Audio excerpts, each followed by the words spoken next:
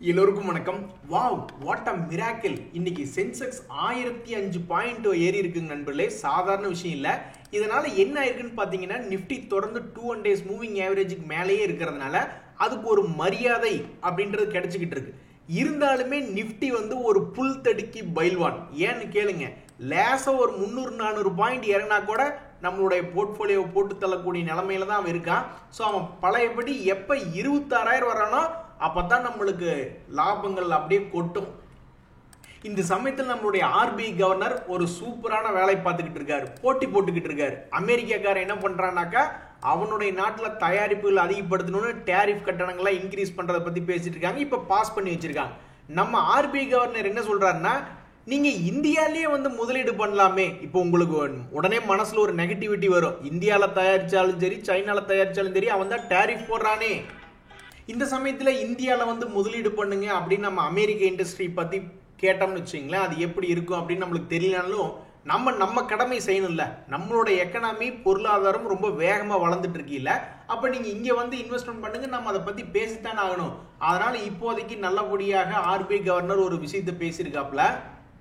உலக பங்கு சந்தைகளை பொறுத்த வரைக்கும் நம்மளுக்கு இந்த வாரம் ஆரம்பிச்ச வாரத்துல எந்த விதமான பிரச்சனையும் இல்லை, எல்லாமே சுமூகமா தான் இருக்கு. இப்ப வரைக்கும் யாரும் எந்த பிரச்சனைக்கும் போகல. இருங்க, ட்ரம்ப் அவர்கள் தூங்கி எந்திரிச்சிட்டாரான்னு தெரியல. அவர் எந்திரிச்சதுக்கு அப்புறம் என்ன பேச போறாரு அப்படின்றத பொறுத்து தான் பார்க்கணும். பட் இந்த வாரத்தினுடைய ஆரம்பத்துல எந்த விதமான பிரச்சனையும் உலக பங்கு சந்தையில இருந்து இப்ப வரைக்கும் வரல. நண்பர்களே, இந்த சமயத்துல நிறைய பேர் புலம்பிக்கிட்டு இருப்பாங்க. அட, ஒரு தகவல் வருது. இப்போ ஒரு உதாரணத்துக்கு என்ஆர்பி பீரிங் அப்படின்ற ஒரு கம்பெனி அவங்க பிசினஸ் அப்டேட் பண்றாங்க, 200 கோடிக்கு ஒரு கெப்பாசிட்டி எக்ஸ்பென்ஷன் போறாங்க அப்படின்ற ஒரு தகவல் வருது.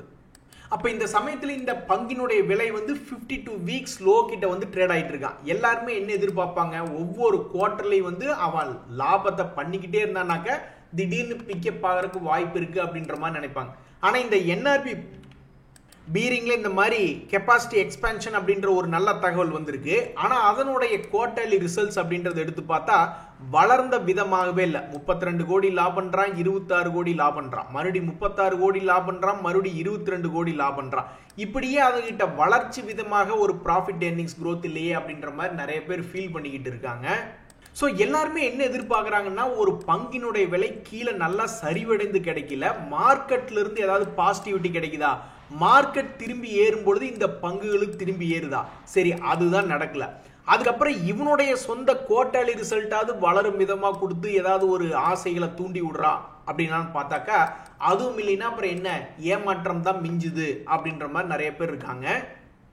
சூப்பரப்பு அப்படின்னு கை தட்டுற மாதிரி ஒரு வேலை தான் இந்த சாய் லைஃப் சயின்ஸ் அப்படின்ற ஒரு பங்குல நடந்திருக்கு. அதாவது புதுசா வரக்கூடிய பங்குகள்ல நிறைய பேர் எஃப்ஐஎஸ்டிஎஸ் எல்லாம் கொஞ்சோண்டு ஹோல்டிங் பர்சன்டேஜ் குறைச்சிக்கலாமா, லாக்இன் பீரியட் முடிஞ்சிருச்சுன்னா அப்படின்ற மாதிரிலாம் பார்த்துக்கிட்டு இருப்பாங்க. ஆனா எஃப்ஐஎஸ் தகவல் என்ன சொல்லுதுன்னா, அவங்களுடைய ஹோல்டிங் பர்சன்டேஜ் இன்க்ரீஸ் பண்ணியிருக்காங்க, டிஐஎஸ் ஹோல்டிங் பர்சன்டேஜ் இன்க்ரீஸ் பண்ணியிருக்காங்க. ஆனா இந்த பங்குனுடைய செஞ்ச வேலையை பார்த்தீங்கன்னு வச்சுங்களேன், நீங்க அப்படியே அதிசயத்து போயிருவீங்க. அதாவது கடந்த 6 மாதமாக இவன் குறிப்பிட்ட லோக்கு போறான், குறிப்பிட்ட ஹைக்கு போறான், மறுபடியும் ஒரு 20% விழுகிறான், மறுபடியும் 20% ஏறான், மறுபடியும் 20% விழுகிறான், மறுபடியும் 20% ஏறான், மறுபடியும் அப்பா நம்மளுக்கே வாய் வலிக்குதுங்க. அப்படின்னா என்ன அர்த்தம், அவன் ஒரு குறிப்பிட்ட குண்டு சட்டிக்குள்ளேயே குதிரை ஓட்டிக்கிட்டு இருக்கான். ஸோ அவன் திடீர்னு அந்த லெவலை உடைச்சு மேலே பூத்து குலுங்குவானா, இல்ல அந்த லெவலை உடைச்சு கீழே போய் சின்ன பின்னம் ஆவானா அப்படின்றது பொறுத்து இருந்தா பார்க்கணும். பட் 6 மாசமாக இப்படி கோடு போட்டு வாழ்றவனை நம்ம இப்பதான் பார்க்கிறோம். என்னப்பா மார்க்கெட், நீங்க என்ன பில்டப் ஆகவே விட மாட்டேங்கிறே இல்லைங்க அப்படின்ற மாதிரி இந்த பஜாஜ் ஹவுசிங் பினான்ஸ் ஐபிஓவாக வந்த பொழுது பெரிய அளவில் சாதிச்ச பங்கு தான். இவன் மட்டும் இல்லாமல் இவனுடைய குரூப் கம்பெனிஸும் ஏற்றி விட்டான், பஜாஜ் ஃபைனான்ஸ், பஜாஜ் ஃபின்சர்வ் எல்லாம். அதுக்கப்புறம் இந்த கம்பெனி ஆல்மோஸ்ட் 200 ரூபாயிலிருந்து 100 ரூபாயாக 50% இறங்கி போச்சு. அதுக்கப்புறம் இப்ப 50%ல இருந்து 100 ரூபாயிலிருந்து 135 எல்லாம் போயிட்டு இப்ப 125 ரூபா இருக்கான். இது உனக்கு பத்தாதா, இந்த அளவு கொண்ட நாங்க பில்டப் ஆக விட்டுருக்கோம், இது பத்தாதா அப்படின்ற மாதிரி மார்க்கெட் திரும்பி கேட்கிற மாதிரி இருந்தாலுமே பல பங்குகள் தன்னுடைய பழைய உச்சிக்கு வந்துட்ட பொழுது இவன் மட்டும் பாவம் இன்னும் 125 ரூபாயில் இருக்கான், 200 ரூபாய் எப்ப வருவான் அப்படின்னு நிறைய பேர் ஏக்கமா பார்த்துக்கிட்டு இருக்காங்க.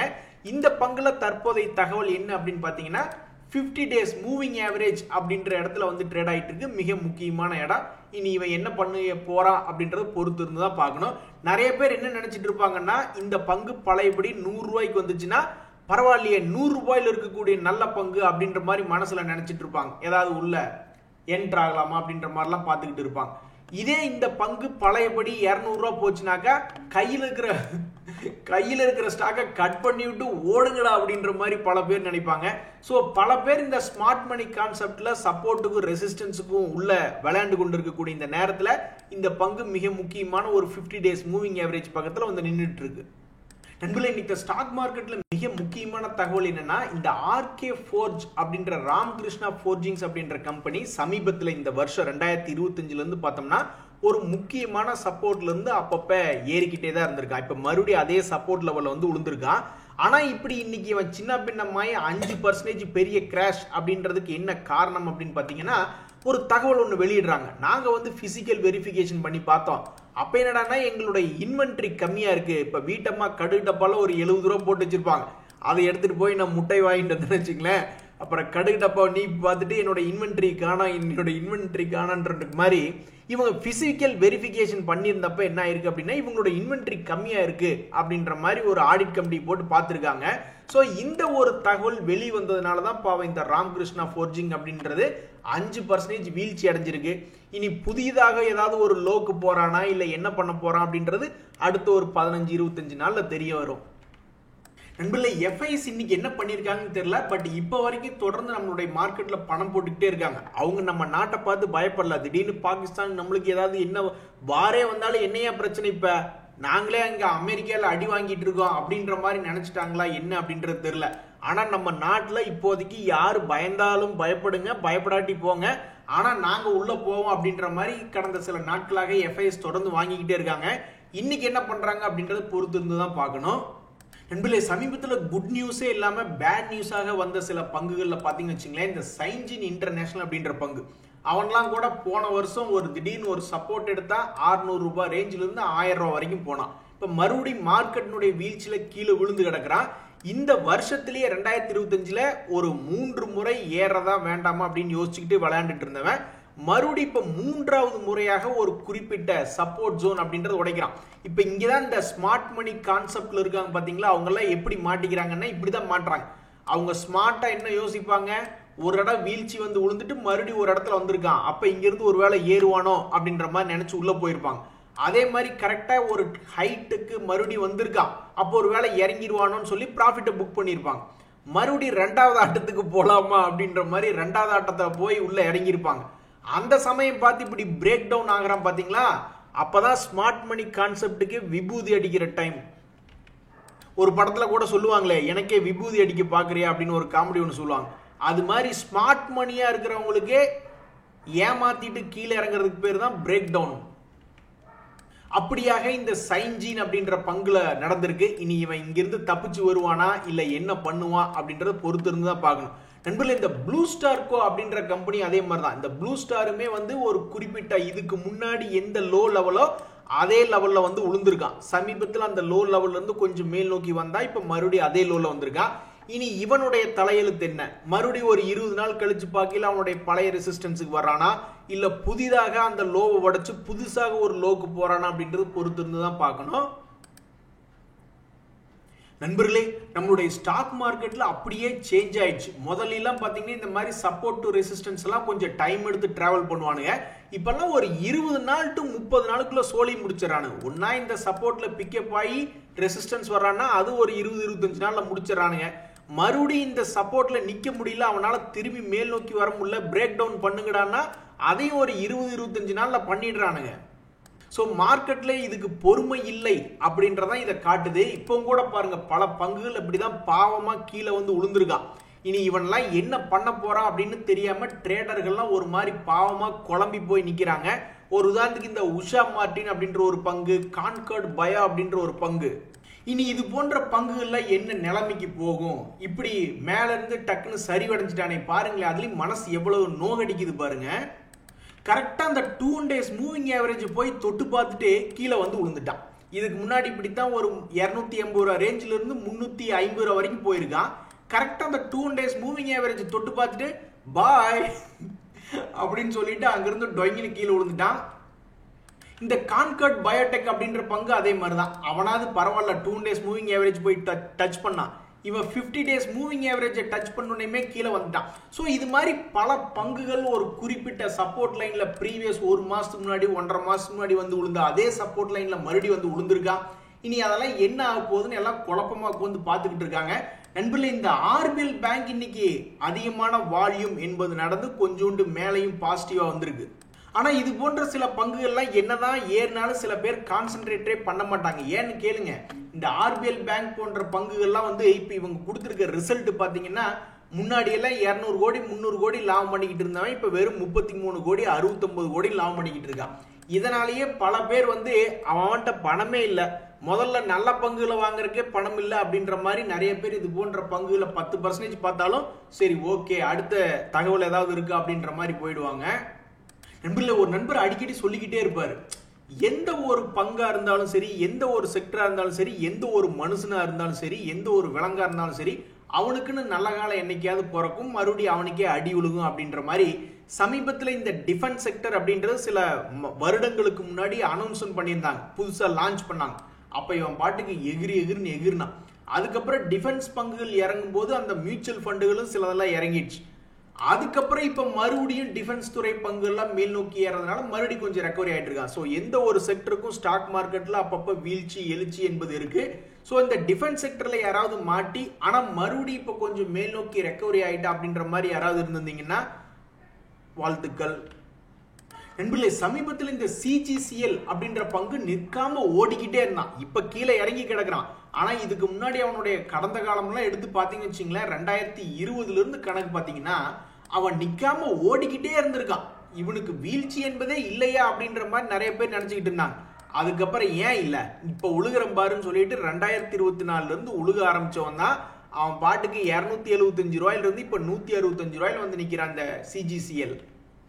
ஸோ 2023 அளவுகள்ல போய் மறுபடி விழுந்திருக்கக்கூடிய இந்த சிஜிசிஎல் அடுத்தது என்ன பண்ண போறான் அப்படின்றத பொறுத்து இருந்துதான் பார்க்கணும். நண்பர்களே, இப்பதான் ஒரு மிக முக்கியமான தகவலை நம்ம பார்க்க போறோம். ஸ்டாக் மார்க்கெட்னாவே திடீர்னு தான் ஏதாவது ஒரு விஷயம் அப்படின்றது நடக்கும். அப்ப யார் யார் என்னென்ன முடிவு எடுக்கிறாங்க அப்படின்றதான் அவங்களுடைய லாப நஷ்டங்களை தீர்மானிக்கும். இப்ப கூட சமீபத்தில் ஜம்மு அண்ட் காஷ்மீர் அப்படின்ற பேங்க் வந்து 100 ரூபாய்க்கு கீழே இருந்தா அதுலயும் மிக முக்கியமான சப்போர்ட் லெவல்ல ட்ரேட் ஆயிட்டு இருந்தா ஒரு 10-15 நாளைக்கு முன்னாடி அந்த 80 ரூபா ரேஞ்சில இருந்து டக்குன்னு 115 ரூபா வரைக்கும் மேல் நோக்கி போனான். நல்ல ஒரு அருமையான ஏற்றம். அதுக்கப்புறம் சமீபத்தில் திடீர்னு ஜம்மு அண்ட் காஷ்மீர்ல சில பிரச்சனைகள் வந்துச்சு அப்படின்னு சொல்லிட்டு அதுக்கப்புறம் பாவம் 116 ரூபா ரேஞ்சில இருந்து அந்த பங்கு கீழே இறக்கி இப்ப வெறும் 96 ரூபாயில வந்து நிக்குது. இதனால 2 days மூவிங் ஆவரேஜ் விட்டா கீழே இருக்கு. ஸோ அப்பவே யாராவது பாக்குறாங்கன்னு வச்சுங்களேன், ஜம்மு அண்ட் காஷ்மீர் மொத்தம் ஒரு 1012 பிரான்ச் இருக்குன்னா அதுல 837 பிரான்ச் ஜம்மு அண்ட் காஷ்மீர்ல தான் இருக்கு. அது போக இன்னுமே லடாக்ல கொஞ்சம் இருக்கு, மற்ற இடங்கள்ல பரவி இருக்குன்னு வச்சுங்களேன். அப்ப அங்க வந்து வாழ்வாதாரம் பாதிக்கப்படுது, அங்க பொருளாதாரம் பாதிக்கப்படுது, நிறைய பேர் கேன்சல் பண்றாங்க ட்ரிப் அப்படின்ற மாதிரிலாம் தகவல் வரும் பொழுது அப்ப இந்த பேங்க் தானே மேபி அடி வாங்கலாமோ அப்படின்ற மாதிரி நினைச்சிட்டு யாராவது அது உச்சத்தில் இருக்கும்போது வித்துருந்தாங்கன்னா அவங்களுக்கு இப்போ ஒரு 10-20 ரூபா மிச்சம் தானே. ஸோ கெட்ட தகவல் அப்படின்றது வரும் பொழுது யாரெல்லாம் என்ன பண்ணியிருப்பாங்களோ அதுக்கு தகுந்த மாதிரி தான் அதனுடைய மாற்றங்கள் லாப நஷ்டங்கள் அப்படின்றது கிடைக்குது. ஆனா சில பேர் மனசுல நினைப்பாங்க, ஆனா நீங்க வேற நம்ம கையில இருந்து ஒரு பொருளை வித்தாத்தான் ஏறுது வாங்கினாத்தான் இறங்குது அப்படின்ற மாதிரி. நண்பர்களே, இப்பதான் நம்ம மிக முக்கியமான தகவல் ஒன்று பார்க்க போறோம். இப்போ உங்க பசங்களே அல்லது பொண்ணுங்களே ஏதாவது ஹாஸ்டல்ல இப்ப தங்கி இருப்பாங்க, காலேஜ் ஹாஸ்டல்லையோ அல்லது ஸ்கூல் ஹாஸ்டல்லையோ, அவங்க கையிலேயே பணம் இருக்கும். நம்ம குடும்பத்துக்காக நம்ம ஏதாவது பாடுபட்டு கஷ்டப்படலாம், நம்மளுக்கு படிப்புக்கு செலவு பண்றாங்க, அவங்க ஏதாவது பார்ட் டைம் இது சம்பாதிக்கலாம்னு அவங்களாவே மனசுக்குள்ள திடீர்னு நினைச்சுக்கிறாங்கன்னு வச்சுங்களேன். இங்க பாருங்க, ஒரு ஸ்டூடெண்ட் வந்து ஜம்மு அண்ட் காஷ்மீர் ஸ்டூடெண்ட், அவர் மகாராஷ்டிரால வந்து தங்கி படிச்சுக்கிட்டு இருந்திருக்காப்ல. அப்புறம் என்னாச்சு, பல்லவி அப்படின்னு ஒரு பொண்ணு அது வாட்ஸ்அப்ல அறிமுகமாயி இந்த மாதிரி நான் உங்களுக்கு பார்ட் டைம் ஜாப் கொடுக்குறேன், அது நீ பண்ணினா உனக்கு ஒரு நாளைக்கு 4000 6000 10,000 கிடைக்கும் அப்படின்னு இருக்காங்க. சரி, நம்மளுக்கு நல்லதாச்சேன்னு அந்த பையனும் உள்ள இறங்கியிருக்கான். கடைசியில் பார்த்தா அந்த பொண்ணுன்றதுக்கு ஒரு கட்டத்தில் வந்து நீ வந்து பணம் எங்களுக்கு செக்யூரிட்டியா ஏதாவது டெபாசிட் பண்ணாதான் நீ அடுத்தடுத்து உனக்கு பெரிய பெரிய வேலைகளை தர முடியும், அப்பதான் நீ பெருசா சம்பாதிக்க முடியும்னு இந்த பையன் அதை நம்பி 4.5 லட்சம் ரூபாய் பக்கம் டிரான்ஸ்ஃபர் பண்ணி விட்டுருக்கான். கடைசியில் அவனுக்கு எதுவும் சரியா பதில் தராதனால கொண்டு போய் போலீஸ்ல கம்ப்ளைண்ட் கொடுத்துருக்கான். ஸோ நீங்க அப்பப்போ உங்களுடைய குழந்தைகளுக்கு இது போன்ற தகவல்களை சொல்லிக்கிட்டே இருந்தீங்கன்னா தான் அவங்க மைண்ட்ல கரெக்டா வந்துகிட்டு இருக்கும். ஏய் தம்பி, பல்லவின்னு பேர் வச்சாலும் சரி இல்ல ஸ்னேகான்னு பேர் வச்சாலும் சரி, நீ வாட்ஸ்அப்ல மட்டும் யாருக்கு நீ ரிப்ளை பண்ணக்கூடாது அப்படின்ற மாதிரி ஒரு கண்டிஷனை போட்டு வளர்த்தணும். நண்பர்களே, இந்த சமயத்துல வந்து ஏன் இந்த மூஞ்சில சுத்தமா ரொமான்ஸே வரல அப்படின்ற மாதிரி எல்லா செக்டருமே இன்னைக்கு பாசிட்டிவ், ஆனா ஐடி செக்டர் மட்டும் கும்பா பாடிட்டு சிகப்பா இருக்கான். இந்த ஐடி செக்டர் வந்து ரொம்பவுமே வாலட்டிலிட்டியா இருக்குங்க நண்பர்களே. திடீர்னு பாசிட்டிவ்க்கு வர்றான், நல்லா பாசிட்டிவ், திடீர்னு பார்த்தா ஒருத்த மட்டும் இன்னைக்கு இறங்கியிருக்கான் பாத்தீங்களா. மீதி எந்த செக்டர் எடுத்து பார்த்தாலும் நல்லா சிரிச்சு சந்தோஷமா ஜாலியா இருக்கான. 2%, 3% ஏறின செக்டர்லாம் இருக்கு. இன்னொருத்த இருக்கேன், அவனுடைய முகத்திலையும் ரொமான்ஸ் என்பதே வரல. யார்? இந்த எஃப்எம்சிஜி தான். பட் இருந்தாலும் பார்டர்ல தப்பிச்சுட்டான். நண்பர்களே, இன்னைக்கு ஒரு மிக முக்கியமான தகவல். ஆடி கழிஞ்சு அமாவாசை வர்ற மாதிரி இவன் எப்போ வருஷத்துக்கு ஒரு இடம் வந்துகிட்டு இருக்கிற மாதிரி இந்த ஐபிஓக்களே சமீபத்தில் வராம இருந்தது. இந்த சமயத்துல துணிஞ்சு பணம் புரட்டுறதுக்காக ஐபிஓக்கள் இறங்குனது இந்த ஏத்தர் எனர்ஜி அப்படின்ற நிறுவனம் தான். இவங்க 321 ரூபாய்க்கு விடுறாங்க. இன்னைக்கு தான் ஓப்பன் ஆயிருக்கு. ஏப்ரல் 30 வரைக்கும் ஓப்பனா இருக்கு. இந்த சமயத்துல இதுல யாரு ஓடி போய் முதல்ல உள்ள குதிச்சது அப்படின்னு பார்த்தோம்னாக்கா ரீட்டைல் இன்வெஸ்டர்ஸ் தான். இப்போ இன்னைக்கு ஃபர்ஸ்ட் டே க்ளோசிங் முடிவுல வந்து 0.69, அதாவது ஒரு ஷேர் அவன் தரேன்னு சொல்றான். அதுக்கு போட்டி போடுறதுக்கு இன்னும் ஒருத்தர் முழுசா வரல. அடுத்த 2 நாட்கள் இவன் என்ன பண்ண போறான்னு தெரியல, பொறுத்து இருந்து தான் பார்க்கணும்.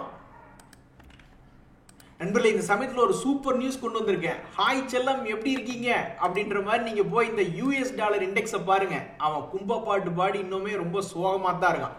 நம்மளுக்கு இப்படித்தான் இருக்கணும். அவனுடைய வேல்யூ அப்படின்றது எவ்வளவுக்கு எவ்வளவு 100 ரூபாய்க்கு கீழே இருக்கோ அவ்வளவுக்கு அவ்வளவு நம்மளுக்கு நல்லது. இதெல்லாம் உலகத்துல எப்பவுமே நடக்காது. 8வது அதிசயம் இது. 107 பக்கத்துல ஸ்ட்ராங்கா இருந்த அமெரிக்க டாலர் பொசுக்குன்னு 100 ரூபாய்க்கு கீழே ட்ரேட் ஆகிட்டு இருக்கான்.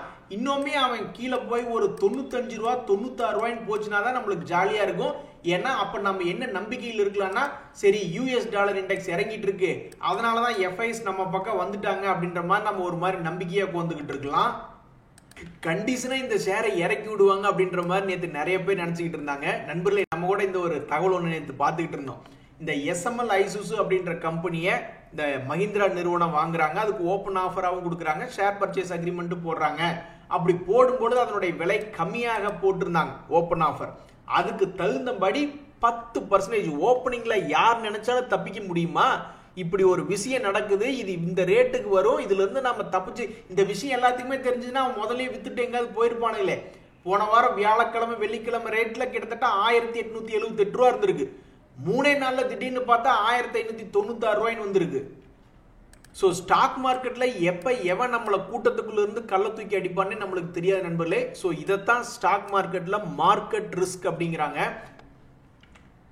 நண்பர்களே, இந்த சமயத்துல மறந்துடக்கூடாது, பல பேரை ஏத்தி விட்ட செல்லக்கிளி தான் இந்த ஹெச்சிஎல் டெக் அப்படின்ற கம்பெனி. அவன் Q4 ரிசல்ட் கொடுத்ததுக்கு அப்புறம் தான் பல ஐடி கம்பெனிகள் பறந்துட்டு இருந்தான்.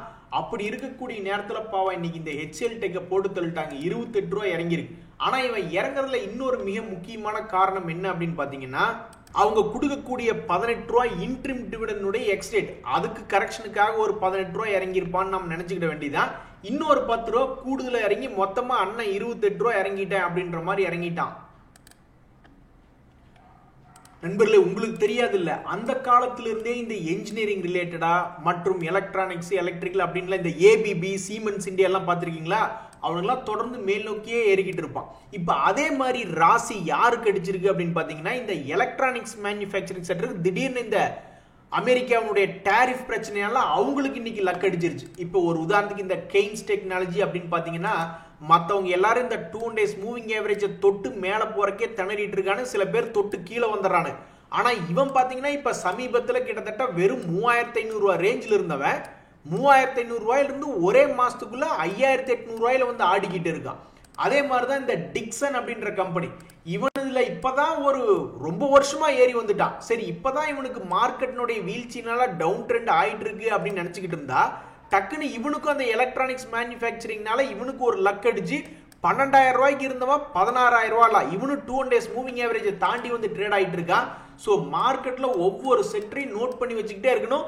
வருஷத்துக்கு எப்பாவது ஒரு தடவையோ அல்லது 2 வருஷத்துக்கு எப்பாவது ஒரு தடவையோ தான் ஒரு சான்ஸ் கொடுக்குறான். அப்படி முன்னணியில் இருக்கக்கூடிய பங்குகள் என்னைக்காவது கீழே விழுந்துட்டு 6 மாசம் கழிச்சு எடுத்து பார்த்தோம்னாக்கா அவனுக்கு பாட்டுக்கு 30-40% ஏறிட்டு போயிடுறானுங்க. நண்பர்களே, இன்னைக்கு சோகமான சம்பவம் என்னன்னா, இந்த ஸ்ரீராம் பினான்ஸ் அப்படின்றது கிட்டத்தட்ட 5% இறங்கி இருக்கு. அவங்களுடைய ரிசல்ட் இவனை தூக்கி நிறுத்துறதுக்கு உதவி செய்யல. அதே சமயம் 5 நாள்ல பார்க்கும்போது பாவம் 12% காலி ஆயிடுச்சு. இந்த சமயத்துல நவீன் புளோரைன் அப்படின்ற ஒரு பங்கு நம்மளுக்கு காலம் தாழ்ந்துதான் நிறைய தகவல்கள் அப்படின்றது தெரிய வரும். இந்த பங்கினுடைய விலை ரொம்ப காலமா கீழேயே இப்படி படுத்துட்டே கிடந்தான். கிட்டத்தட்ட 3000 ரேஞ்சு, 2500, 2800 அந்த ரேஞ்சிலாம் கீழே தான் கடந்துகிட்டு இருந்தா. திடீர்னு என்ன ஒரு தகவல் வந்தது அப்படின்னு பாத்தீங்கன்னா, இந்த நவீன் புளோரைனுடைய முதலீட்டாளர்கள் இப்ப மார்ச்னுடைய 2025 எடுத்து பார்க்கும் பொழுது FISDIs அவங்க 2 பேருமே கன்சிடரபிளா அவங்களுடைய ஹோல்டிங் பர்சன்டேஜ் இன்க்ரீஸ் பண்ணியிருக்காங்க அப்படின்ற தகவல் வருது. பட் அந்த தகவல் வரும்பொழுது இவன் கீழே நீட்டிப்படுத்திருந்தா பரவாயில்ல, ஆனா அவன் பழைய உச்சத்துக்கே வந்து உட்கார்ந்துருக்கான். இந்த பங்கெல்லாம் பார்க்கும்போது மனசுக்கு எவ்வளவு சந்தோஷமா இருக்குது பாத்தீங்களா நண்பர்களே. கீழே மார்க்கெட் சரிவடையும் போது கீழே வந்தா, மறுபடியும் மார்க்கெட் எழுச்சியும் போது அவனுடைய பழைய ரேட்டே வந்துட்டான். இந்த மாதிரி இருந்துட்டா ஸ்டாக் மார்க்கெட்ல ஏதாவது ஒரு பிரச்சனை உண்டுங்களா? கிடையவே கிடையாது. சரிங்க நண்பர்களே, இன்றைய தகவல் அனைத்து உங்களுக்கு உதவியாக இருந்தால் எனக்கும் மகிழ்ச்சி தான். ரொம்ப நன்றி, வணக்கம்.